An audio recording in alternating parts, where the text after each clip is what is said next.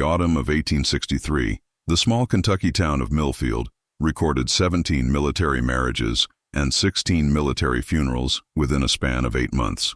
What made these statistics particularly disturbing wasn't just the rapid succession of deaths, but the fact that 15 of those deceased soldiers had all married the same woman. Her name was Constance Grimsley, and by the war's end, local records would show she had buried 7 husbands, collected their military pensions, and somehow managed to maintain the reputation of the most devoted war widow in 3 counties. The official cause of death for each soldier was always the same: complications from war wounds, aided by what the town doctor called battlefield fever. But recently discovered correspondence between Union and Confederate medical officers suggests something far more sinister. Letters found in 1923 during courthouse renovations revealed that both armies had begun investigating the unusual death rate among soldiers stationed in Millfield. The investigation was abruptly terminated when the lead investigator, Chaplain Samuel Rutherford, was found dead in his quarters under circumstances that would later be described as highly suspicious. What authorities discovered in Constance's attic 70 years later would change everything we thought we knew about Civil War-era medicine, and raise questions about how many other devoted widows might have been operating similar schemes across the war-torn countryside. Before we continue with the story of Constance Grimsley and her methodical approach to matrimony, I want you to know that this channel is dedicated to bringing you the most chilling and mysterious stories from American history. If you're fascinated by the dark secrets hidden in our past, make sure to subscribe and hit that notification bell so you never miss a story like this one. And I'd love to know where you're listening from. Drop a comment below telling me what state or city you're in and whether your area has any similar mysterious stories from the Civil War era. Now, to truly understand how Constance Grimsley managed to operate her deadly enterprise for so long, we need to examine the unique circumstances that made Millfield the perfect hunting ground for a woman with her particular talents. Millfield, Kentucky in 1862 was a town caught between 2 worlds. Located just 15 miles from the Tennessee border, it found itself in the precarious position of being a Union stronghold surrounded by Confederate sympathizers. The town's strategic importance lay not in its size. Barely 800 residents called it home, but in its position along a crucial supply route that both armies desperately needed to control. The war had transformed Millfield from a quiet agricultural community into a makeshift medical station. The old Methodist church had been converted into a field hospital, while private homes opened their doors to wounded soldiers who needed extended care. It was into this chaos that Constance Grimsley arrived in the spring of 1862, carrying little more than a carpet bag and a letter of introduction from a Presbyterian minister in Louisville, who praised her Christian devotion to caring for our brave defenders. Constance was, by all accounts, a striking woman of 28. Standing tall with auburn hair that caught the light just so, she possessed what the local newspaper would later describe as a countenance both beautiful and filled with Christian sympathy.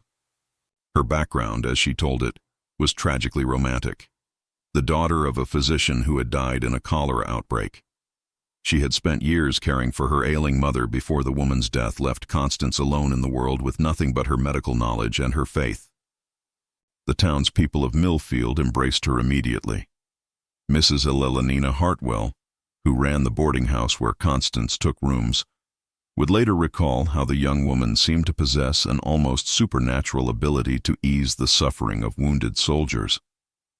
She had such gentle hands, Mrs. Hartwell told a newspaper reporter years later. The boys would cry out in agony when Doc Patterson tended their wounds, but they'd fall peaceful as babies when Miss Constance worked her healing. What the townspeople didn't know was that Constance had arrived in Millfield with more than just medical knowledge. Hidden in the false bottom of her carpet bag was a small leather journal, its pages filled with meticulous notes written in a cramped, precise hand. The journal contained what appeared to be medical recipes and treatments, but closer examination would later reveal something far more sinister. Detailed observations on the effects of various plant extracts on human physiology, complete with notes on dosage, timing, and symptoms. The timing of Constance's arrival couldn't have been more perfect. The Battle of Shiloh had filled Millfield's makeshift hospital to overflowing, and the overwhelmed Dr. Patterson welcomed her assistance with grateful relief. Within weeks, she had established herself as the most capable nurse in the county, and her reputation for bringing comfort to dying soldiers spread throughout both Union and Confederate camps. But it was her personal story that truly endeared her to the community. During her second month in Millfield, Constance confided to Mrs. Hartwell that she had been engaged to a Union officer who had died at Bull Run. The tragedy, she claimed, had left her unable to bear children of her own, but had filled her heart with an overwhelming desire to care for other mothers' sons who were dying so far from home. The perfect cover story for a woman with much darker intentions. On a humid June evening in 1862, Private Thomas Kellerman of the 5th Kentucky Infantry became Constance Grimsley's first husband in Millfield. The wedding took place in the converted Methodist church with Dr. Patterson himself serving as witness, and Mrs. Hartwell tearfully declaring it the most romantic wartime ceremony she had ever seen. Thomas was a farmer's son from eastern Kentucky who had taken shrapnel in his left leg during a skirmish near Bowling Green. The wound had festered during the long journey to Millfield, leaving him unable to walk without assistance and facing the possibility of amputation. When Constance volunteered to provide him with private nursing care, the arrangement seemed both practical and blessed by Providence. The courtship, if it could be called that, lasted exactly 3 weeks. Thomas, grateful for her constant attention and moved by her apparent devotion to his recovery, proposed on a warm Thursday evening as she changed his bandages by lamplight. Constance accepted with what witnesses described as tears of joy, though she insisted they marry immediately before his regiment moved on. "I cannot bear to lose another love to this terrible war," she told Mrs. Hartwell. "If God grants us only a short time together, let us at least have the blessing of marriage." The ceremony took place on June 18, 1862, with Thomas supported by makeshift crutches and Constance radiant in a simple blue dress she had sewn herself. Dr. Patterson noted in his journal that the groom seemed unusually pale and complained of stomach ailments, but attributed this to wedding nerves and the excitement of the occasion. The honeymoon period lasted exactly 4 days. On the morning of June 22nd, Mrs. Hartwell found Constance weeping over Thomas's lifeless body. The young soldier had died sometime during the night, apparently from what Dr. Patterson would later diagnose as acute gastric fever brought on by the corruption of his battlefield wound. His final hours had been marked by violent abdominal cramps, profuse sweating, and episodes of delirium during which he repeatedly called out warnings about bitter medicine, and the woman with poison hands. Dr. Patterson, overwhelmed with other patients and moved by Constance's apparent grief, conducted only a cursory examination. The symptoms were consistent with septicemia from the leg wound, and Thomas had been receiving various herbal treatments that could have produced gastric distress. More importantly, Constance's grief seemed absolutely genuine. She had to be physically restrained from throwing herself onto the coffin during the burial service. What Dr. Patterson failed to notice, however, were the small puncture wounds on Thomas's arms, marks that suggested repeated injections with some kind of crude syringe.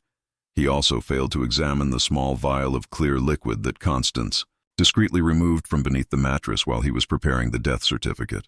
The town mourned with their newest widow, and a collection was taken up to help her through her time of grief.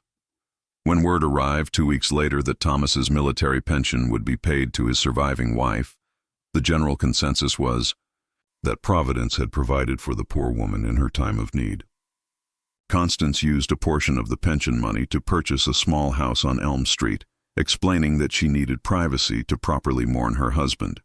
She also invested in what she called medical supplies, various herbs, tinctures, and glass. Vessels that she claimed would help her better serve the wounded soldiers who continued to arrive in Millfield. The house on Elm Street would soon become known throughout the military camps as a place where the most hopeless cases could find comfort and care. Soldiers who were too badly wounded for the main hospital were often brought to Constance's door, where she would provide them with private rooms, nutritious meals, and round-the-clock attention. It was also where she would conduct her next 6 marriages, each ending with the same tragic but unexplained results. By the winter of 1862, a disturbing pattern had begun to emerge in Millfield. Though few residents were willing to acknowledge what they were seeing, Constance Grimsley had married and buried 3 more soldiers. Corporal James Dunleavy of the 2nd Kentucky Cavalry, Sergeant William Brennan of the 9th Ohio Infantry, and Private Henry Culper, a Confederate deserter who had been granted sanctuary in exchange for information about troop movements. Each marriage had followed the same trajectory: a wounded soldier under Constance's care, a rapid courtship marked by the man's apparent devotion to his nurse, a hastily arranged wedding ceremony, and death within a week of the nuptials. Each death had been attributed to complications from war wounds, and each had left Constance a little wealthier, a little more established in the community, and a little more eager to help the next batch of wounded soldiers who arrived at Millfield's makeshift hospital. Dr. Patterson had begun to harbor private concerns about the pattern, but his worries were easily explained away. The soldiers Constance married were invariably the most severely wounded men under his care, the ones he had privately given up hope of saving. Her willingness to care for them in their final days seemed like Christian charity of the highest order. If they died despite her efforts, well, that was the tragic reality of war. The townspeople had embraced Constance as a local heroine. The newspaper ran a feature story about our Angel of Mercy, praising her selfless dedication to comforting dying soldiers in their final moments. Church ladies competed to bring her casseroles and offer emotional support during her periods of mourning. Veterans who had recovered under her care credited her with saving their lives, though none of them had been sick enough to require marriage as part of their treatment. The military authorities were slower to notice the pattern, largely because the soldiers dying under Constance's care came from different regiments and different armies. A Union corporal's death in July wasn't automatically connected to a Confederate private's death in September, especially when both deaths were attributed to medical causes and certified by a civilian physician. But by December of 1862, certain details had begun to attract attention from an unexpected source. Chaplain Samuel Rutherford, a young Presbyterian minister who served as spiritual counselor to Union forces in the region. Rutherford was 26 years old, a graduate of Princeton Seminary, who had volunteered for military service despite having no family connections to the Army. He was driven by a deep sense of Christian duty and an analytical mind that had made him an excellent theology student. Those same qualities made him notice things that others had overlooked. The chaplain's concerns began when he was called to perform last rites for Sergeant Brennan. During his final confession, the dying man had made disturbing comments about his wife's medicine and expressed fears that he was being helped along to heaven. Rutherford had initially dismissed this as the delirium of a dying man, but when similar comments were made by Henry Culper 2 months later, he began to pay closer attention. Rutherford started keeping his own informal records of deaths in Millfield, noting not just the official causes, but also the circumstances surrounding each case. What he discovered disturbed him deeply. The soldiers dying under Constance's care were not the most severely wounded men in the hospital. They were often among those with the best chances of recovery. Moreover, their symptoms in their final days consistently included gastric distress, profuse sweating, and periods of delirium that were not typically associated with their original injuries. The chaplain's suspicions crystallized on New Year's Eve 1862 when he was called to the bedside of Private Daniel Hawthorne, Constance's fourth husband. Hawthorne had been wounded in the shoulder during a cavalry skirmish, a painful injury but hardly life-threatening. Under Constance's care, however, he had rapidly deteriorated, developing the same constellation of symptoms that had marked the final days of her previous husbands. As Rutherford administered last rites, Hawthorne grabbed his wrist with surprising strength and whispered words that would haunt the chaplain for the rest of his life. "She's killing us, Padre.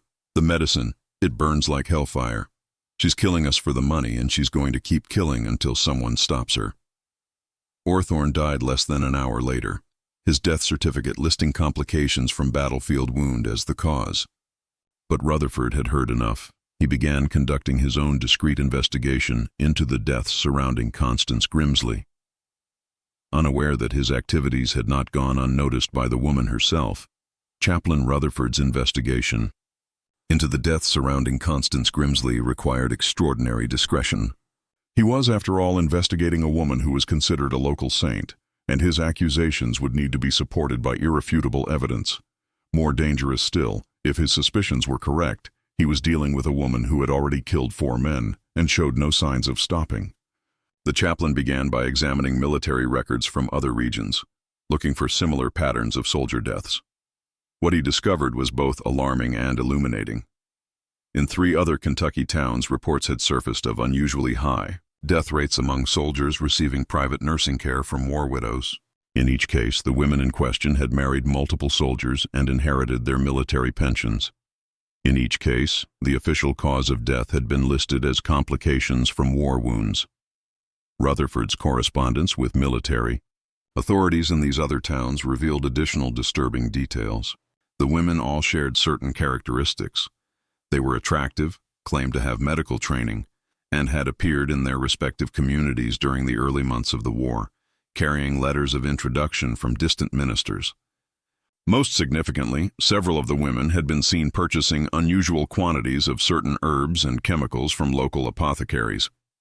Armed with this information, Rutherford began discreetly interviewing apothecaries in surrounding towns. What he learned sent chills down his spine. A druggist in Lebanon reported selling large quantities of white arsenic to a woman matching Constance's description, claiming she needed it to treat rat infestations in the hospital. A pharmacist in Springfield had sold her significant amounts of antimony, a substance commonly used in small doses as a medicine, but deadly in larger quantities. Most disturbing of all was his conversation with an elderly herb woman named Granny Fletcher who lived in the hills outside Millfield. The old woman had been approached by Constance several months earlier, seeking information about natural remedies for helping soldiers pass peacefully. Granny Fletcher had been suspicious of the request and had refused to provide the information, but she remembered Constance asking specifically about plants that could cause symptoms resembling battlefield fever. While Rutherford gathered evidence, Constance was preparing for her 5th marriage. Her latest target was Lieutenant Marcus Sheffield, a Union cavalry officer who had been shot in the thigh during a reconnaissance mission. Sheffield's injury was healing well under Dr. Patterson's care, but Constance had convinced the doctor that the young officer's mental state required special attention. "He suffers from terrible nightmares about the battle," she explained to Dr. Patterson. "The poor boy wakes up screaming every night. I believe he would benefit from the kind of personal care that only private nursing can provide." Sheffield was indeed suffering from what we would now recognize as post-traumatic stress, and he was grateful for Constance's attention. She seemed to understand his torment in ways that others could not, listening patiently as he described the horrors he had witnessed, and offering comfort that went beyond the purely medical. The courtship progressed with the same pattern that had marked her previous relationships. Within 2 weeks, Sheffield was declaring his love and speaking of marriage as soon as he was well enough to resume his duties. Constance accepted his proposal with tears of joy, insisting once again that they marry immediately rather than risk separation by the fortunes of war. The wedding was set for February 14, 1863, Valentine's Day, but Chaplain Rutherford had no intention of allowing Constance to claim another victim. On February 10th, 4 days before the scheduled wedding, Rutherford requested a private meeting with Colonel Matthew Harrison, the commanding officer responsible for Union forces in the region. What transpired during that meeting would determine whether Constance's killing spree would continue, or whether justice would finally catch up with the woman the newspapers had dubbed the Angel of Mercy. The meeting took place in the back room of Millfield's only hotel, with Dr. Patterson also in attendance at the colonel's request. Rutherford laid out his evidence methodically. The pattern of deaths, the suspicious symptoms, the purchases of potentially deadly substances, and the testimonies of dying soldiers who claimed they were being poisoned. Colonel Harrison listened with growing concern, but Dr. Patterson was skeptical. "Samuel, I understand your worry, but you're making serious accusations against a woman who has shown nothing but Christian charity. These men were all severely wounded. Their deaths, while tragic, were not unexpected." "Then explain this," Rutherford replied, producing a small vial he had recovered from the room where Private Hawthorne had died. "I found this hidden beneath the mattress after his death. I took the liberty of having it analyzed by a chemist in Louisville. The vial contained traces of antimony sulfide mixed with arsenic oxide, a combination that would produce exactly the symptoms Rutherford had observed in the dying soldiers. In small doses, the mixture would cause gastric distress and sweating that could be mistaken for fever. In larger doses, it would cause the violent convulsions and delirium that had marked the soldier's final hours. Dr. Patterson examined the vial with shaking hands. "Where exactly did you find this?" "Hidden in the straw mattress wrapped in a cloth that had been sewn into a small pocket." There were needle marks on the cloth, suggesting it had been used to transport the substance without detection. Colonel Harrison made his decision quickly. "We'll need to search her house before the wedding. If we find additional evidence, we'll place her under military arrest. But this must be handled discreetly. If word gets out prematurely, she might flee or destroy evidence." The search was scheduled for the morning of February 13th, while Constance was at the church making final preparations for her wedding. But what they found in her house on Elm Street would exceed even their darkest suspicions about the woman who had fooled an entire community. The search of Constance Grimsley's house began at dawn on February the 13th, 1863. Colonel Harrison had assembled a small team consisting of himself, Chaplain Rutherford, Dr. Patterson, and Sergeant Major O'Brien, a veteran investigator who had handled criminal cases before the war. They waited until they saw Constance leave for her morning visit to the church, then quickly entered the house using a key that Mrs. Hartwell had reluctantly provided. What they found in the front rooms was exactly what one would expect in the home of a devoted war widow. Religious texts, mourning pictures of her deceased husbands, medical supplies arranged neatly on shelves, and correspondence from grateful soldiers thanking her for her care. But the real discoveries awaited them in the back bedroom that Constance used as her private study. Hidden behind a loose board in the bedroom wall, they found her most damning possessions. The first was the leather journal that Rutherford had suspected existed, a detailed record of her treatments written in Constance's precise handwriting. But as they read through its pages, they realized that this wasn't simply a record of murders. It was a scientific study documenting the effects of different poisons on human physiology with the detachment of a trained researcher. Each entry began with the subject's name, physical condition, and military background. Then came detailed notes on dosage, timing, and observed effects. Subject responds well to initial treatment of antimony sulfide. Gastric distress begins within 6 hours, accompanied by profuse sweating. Increase dosage tomorrow to accelerate timeline. Another entry noted, arsenic oxide proves more reliable for final treatment. Subject expires within 48 hours with symptoms consistent with battlefield fever. No suspicion from attending physician. Dr. Patterson read these entries with growing horror, recognizing his own medical observations quoted alongside Constance's more sinister notes. She had been using his legitimate diagnosis to cover her tracks, timing her poisonings to coincide with expected complications from the soldier's injuries. But the journal contained more than just records of her murders. The early entries dating back to 1860 described experiments on stray cats and dogs, carefully documenting which substances were most effective and which caused symptoms that might attract unwanted attention. Later entries mentioned practice subjects, elderly patients in Louisville who had died under her care before she came to Millfield.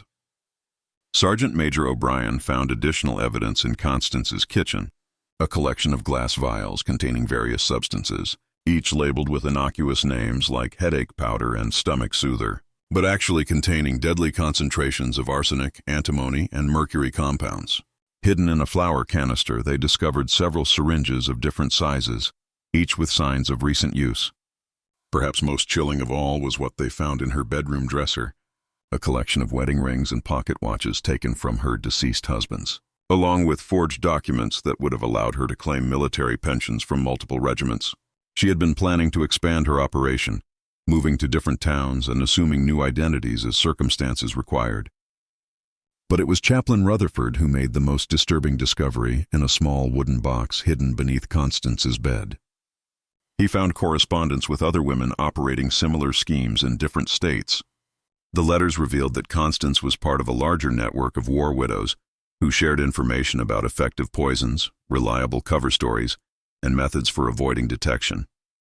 One letter dated January 1863 came from a woman calling herself Margaret in Tennessee. The antimony works perfectly when mixed with legitimate medicine. The soldiers actually request their final doses, believing it will ease their pain. I've perfected the timing. They expire exactly 3 days after the wedding, allowing sufficient time for the marriage to be legally recorded, but not long enough for any suspicion to develop. Another letter from Elizabeth in Virginia contained even more practical advice. Always choose soldiers with no living relatives who might ask questions. Men from broken homes make the best targets. No one comes looking for answers. The pension claims are easier to process when there are no competing claims from mothers or sisters. As the search team absorbed these revelations, they realized they were dealing with something far more extensive than a single murderous woman. They had uncovered evidence of an organized conspiracy that might have claimed dozens of lives across the war-torn South. Colonel Harrison made the decision to expand the investigation immediately. Messages were sent to military authorities in Tennessee, Virginia, and other states, warning them about the network and providing descriptions of the suspected perpetrators. Meanwhile, plans were made to arrest Constance immediately upon her return from the church. But when the team prepared to leave the house, they discovered that their investigation had not gone unnoticed. Through the front window, they could see Constance standing at the end of Elm Street, apparently in conversation with Mrs. Hardwell.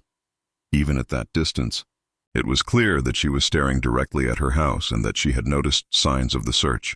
As they watched, Constance suddenly turned and began walking rapidly toward the church. But instead of entering the building, she continued past it, heading toward the wooded area that bordered the town cemetery. She was carrying a small bag, and her pace suggested flight rather than a casual stroll. "She knows," Colonel Harrison said grimly. "Sergeant Major, take 2 men and circle around through the cemetery. Chaplain, you and Dr. Patterson come with me. We'll approach from the main road. She's not going to escape justice, and we can't risk her warning the others in her network." The manhunt for Constance Grimsley was about to begin, but first, they had to find her before she could disappear into the Kentucky wilderness, or worse still, before she could claim one final victim in the form of Lieutenant Sheffield, who was still waiting at the church for his bride to arrive for their final wedding preparations. Just when we thought we'd seen it all, the horror in Millfield intensifies. If this story is giving you chills, share this video with a friend who loves dark mysteries. Hit that like button to support our content, and don't forget to subscribe to never miss stories like this. Let's discover together what happens next in this twisted tale of murder disguised as mercy. The hunt for Constance Grimsley led the search team through the dense woods behind Millfield Cemetery, where February snow had begun to fall, making tracking both easier and more urgent. Colonel Harrison split his men into 2 groups, one to search the immediate area around the church, and another to pursue Constance into the wilderness where she appeared to be heading. What they didn't know was that Constance hadn't fled at all. Instead, she had circled back through the woods to the church where Lieutenant Sheffield was waiting for their final wedding rehearsal. If she was going to be exposed, she intended to claim one last victim and collect one last pension before facing the consequences of her actions. Chaplain Rutherford was the first to realize her true destination. "The church," he told Colonel Harrison breathlessly as they regrouped after finding no trace of her in the woods. "She's gone back for Sheffield. She knows we're onto her, but she's not going to give up her final prize without a fight." They ran through the snow-covered streets of Millfield, their boots echoing off the frozen ground as they raced to prevent what they now realized was Constance's final planned murder. But when they burst through the doors of the converted Methodist church, they found a scene that would haunt their nightmares for years to come. Lieutenant Sheffield was seated in the front pew, his head tilted back at an unnatural angle, his eyes wide with terror, but already growing dim. Foam flecked the corners of his mouth and his hands clutched desperately at his throat. Standing beside him, still dressed in her wedding gown, Constance held an empty syringe that dripped with residue from whatever poison she had just administered. "You're too late, gentlemen," she said calmly, her voice carrying the same gentle tone she had used to comfort dying soldiers. "Marcus has just received his final medicine. He'll be at peace within the hour." Dr. Patterson rushed to Sheffield's side, checking his pulse and examining his pupils. "What did you give him?" "Mercury chloride mixed with antimony," Constance replied matter-of-factly. "It works much faster than my usual preparations, though it's messier. I reserved it for special occasions." Colonel Harrison drew his revolver, though he kept it pointed toward the floor. "Constance Grimsley, by the authority of the United States Army, you are under arrest for the murder of Union soldiers and conspiracy to defraud the federal government." Constance laughed, a sound that was somehow more terrifying than any scream. "Murder. I prefer to think of it as mercy.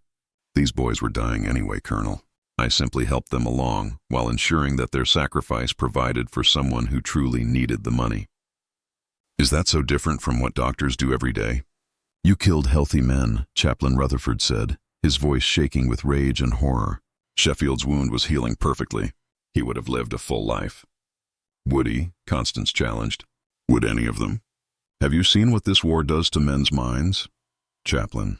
I've watched hundreds of soldiers recover from their physical wounds only to spend their remaining years haunted by nightmares, unable to hold steady employment, turning to drink to forget what they've seen.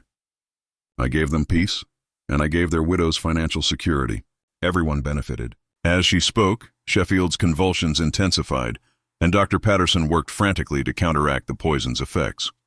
But even as he forced activated charcoal down the lieutenant's throat and administered what antidotes he had available, it was clear that Constance had calculated her final dosage perfectly. There's something else you should know, Constance continued, her voice taking on an almost conversational tone. The network you've discovered, it's much larger than you imagine. There are dozens of us operating from Virginia to Texas. We communicate through a system of coded letters sent to addresses at churches and post offices. Some of my colleagues have been operating since the war began, and they've perfected techniques that make my methods look crude by comparison. She reached into her dress and withdrew a folded letter. This arrived yesterday from my contact in Nashville. She's identified 7 potential targets among the wounded soldiers at the military hospital there. By next month, she'll be a widow 7 times over and several hundred richer. Colonel Harrison snatched the letter from her hands, scanning its contents with growing alarm. The document contained not only detailed plans for multiple murders, but also lists of contacts in other cities, coded phrases for identifying fellow conspirators, and instructions for forging military pension documents. Why are you telling us this? He demanded. Constance smiled, and for the first time, her expression revealed the genuine cruelty that had been hidden beneath her facade of Christian charity. Because you'll never catch them all. The system we've created is too sophisticated, too well hidden. Even if you arrest me, even if you execute me, the network will continue. There are too many desperate women and too many dying soldiers for this to end with my capture. Her words proved prophetic. As Lieutenant Sheffield drew his final agonized breath, Constance Grimsley looked around the church that had hosted 5 of her 7 weddings and added, besides, gentlemen, who's going to believe that America's sweethearts, the devoted war widows who sacrifice everything to comfort our brave soldiers, are actually cold-blooded killers? The public will never accept it. You'll be the ones branded as villains for persecuting grieving women. She was right about the public reaction, though wrong about the scope of justice that would eventually follow. But as Colonel Harrison placed shackles on her wrists and prepared to transport her to Louisville for trial, none of them could have predicted the full extent of the conspiracy they had uncovered, or the number of additional victims whose deaths would eventually be linked to the network of women who had turned battlefield medicine into a cover for systematic murder. The trial of Constance Grimsley began in Louisville on April 15, 1863, exactly 1 month after her arrest in Millfield. Despite her prediction that the public would refuse to believe the charges against her, the evidence collected from her house proved overwhelming. The journal detailing her experiments, the correspondence with other conspirators, and the testimony of Chaplain Rutherford and Dr. Patterson painted a picture of calculated evil that shocked even war-hardened observers. Military prosecutors presented evidence linking Constance to the deaths of 7 soldiers in Millfield, plus additional murders she had committed in Louisville before arriving in the smaller town. The network of war widows she had described was real. Investigations launched in response to her information led to arrests in 6 other states, ultimately uncovering a conspiracy that had claimed more than 40 lives across the Confederacy and Union territories. What made the case particularly disturbing was the revelation of how systematically the murders had been planned. The women in the network had developed profiles of ideal victims. Soldiers with no living relatives, men suffering from psychological trauma who were unlikely to be questioned closely by medical authorities, and wounded warriors whose deaths could be easily attributed to complications from their injuries. The trial also revealed the sophisticated methods the conspirators had used to avoid detection. They rotated between different towns, used multiple identities, and carefully timed their operations to coincide with major battles when military record-keeping was at its most chaotic. They had forged relationships with corrupt clerks who would process pension claims without thorough verification. And they had developed a coded correspondence system that allowed them to share information about effective poisons and successful techniques. Dr. Patterson's testimony proved particularly damaging. Under oath, he admitted that he had never conducted thorough post-mortem examinations of the soldiers who died under Constance's care, instead relying on her own reports of their symptoms to determine cause of death. His trust in her apparent medical knowledge and Christian character had made him an unwitting accomplice to multiple murders. But perhaps the most chilling testimony came from Granny Fletcher, the herb woman who had refused to help Constance with her research. Under questioning, she revealed that Constance had asked specifically about plants that would mimic the symptoms of common battlefield ailments. The old woman had been disturbed by the request and had warned several other herb gatherers in the region to be suspicious of any woman asking similar questions. The defense attempted to argue that Constance had been driven to her actions by the trauma of losing her own fiancé at Bull Run, claiming that grief and a misguided desire to help suffering soldiers had led her to mercy killing rather than murder for profit. However, the prosecution's presentation of her detailed financial records and the evidence of premeditation made this argument untenable. On June 18, 1863, exactly 1 year after her first marriage in Millfield, Constance Grimsley was found guilty on 7 counts of murder and conspiracy to defraud the United States government. The military tribunal sentenced her to death by hanging, making her one of the few women executed for war crimes during the Civil War era. Her final statement, delivered from the scaffold on July 4, 1863, provided no remorse or explanation that satisfied those who had followed her case. "I regret that my methods were discovered," she said simply, "but I do not regret providing peace to men who would have suffered far more if left to live with their wounds and their memories. History will judge whether my mercy was more cruel than your justice." The broader investigation into the war, widow conspiracy continued throughout 1863 and into 1864. Military authorities ultimately identified 16 women operating in the network, though only 8 were successfully apprehended and tried. The others had disappeared into the chaos of wartime America, presumably continuing their operations under new identities. The most disturbing aspect of the investigation was the discovery that the conspiracy had been operating much longer than initially believed. Evidence found in Constance's correspondence suggested that similar networks had been active during the Mexican-American War and possibly earlier conflicts, indicating that the systematic murder of wounded soldiers for financial gain had been a hidden feature of American military history for decades. The impact on Millfield was profound and lasting. Dr. Patterson, overwhelmed by guilt over his role in enabling the murders, left his practice and moved west, unable to continue practicing medicine, knowing how his trust had been exploited. Mrs. Hartwell closed her boarding house and moved in with relatives in Ohio, claiming she could no longer sleep in the building where Constance had planned her crimes. The Methodist Church, where 5 of the murders had been planned and 1 had been committed, was abandoned by the congregation, who felt the building had been too thoroughly corrupted to serve as a house of worship. For years afterward, locals reported strange sounds coming from the empty building at night, though these were more likely the result of wind through broken windows than any supernatural presence. Lieutenant Sheffield was buried in Millfield's military cemetery with full honors, though his grave marker made no mention of the circumstances of his death. The military authorities decided that revealing the details of how he died would serve no purpose beyond causing additional pain to his family and undermining public trust in battlefield medical care. The pension money that Constance had collected from her murdered husbands was never fully recovered. Military investigators estimated that she had stolen over $3,000 from the federal government, a massive sum equivalent to several years' wages for most Americans. Some of this money was found hidden in her house, but the majority had apparently been sent to other members of the conspiracy or invested in supplies for future operations. Perhaps most troubling of all was the realization that Constance's network might have represented only a small fraction of similar operations. The chaos of the Civil War, with its massive casualty rates and overwhelmed medical facilities, had created perfect conditions for this type of predatory behavior. Military authorities issued new guidelines for the treatment of wounded soldiers, requiring multiple physicians to sign off on deaths and mandating more thorough investigations of any soldier who died under private nursing care. But the guidelines came too late for the men who had already died, and too late to prevent the psychological trauma suffered by the communities that had unknowingly harbored these killers. The case of Constance. Grimsley became a cautionary tale about the dangers of placing blind trust in apparent Christian charity, and about the need for vigilance even in times of crisis when people were most vulnerable to exploitation. The records of the investigation were sealed by military authorities and remained classified for nearly 60 years.